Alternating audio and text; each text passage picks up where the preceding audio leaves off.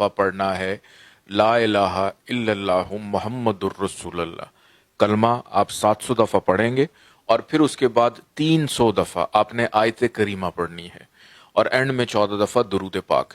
ये सिर्फ और सिर्फ 8 दिन आपने ये अमल करना है। उस शख्स को कोई मर्द है या कोई ख़वातीन है, उनमें से किसी को जो आपको परेशान करता है, उसको अगर आप जहन में रख के आप इस अमल को करते हैं या उसकी तस्वीर के ऊपर बाद में पढ़ने के बाद डेली 8 दिन आप उस पर दम कर देते हैं, तो उस शख्स की ज़ुबान बंदी हो जाएगी कि आप उसके शर से, उसके जो खराफात उसके जहन से या दिमाग से या ज़ुबान से निकल रहे हैं आपके लिए, वो बंद हो जाएंगे। तो ये बड़ा मुजरब अमल है।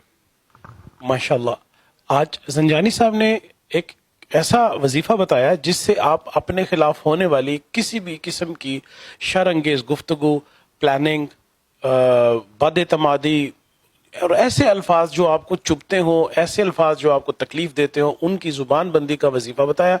और यकीनन हमेशा के तमाम वजीफों की तरह ये वजीफा भी आपकी जिंदगी में आसानियां पैदा करेगा।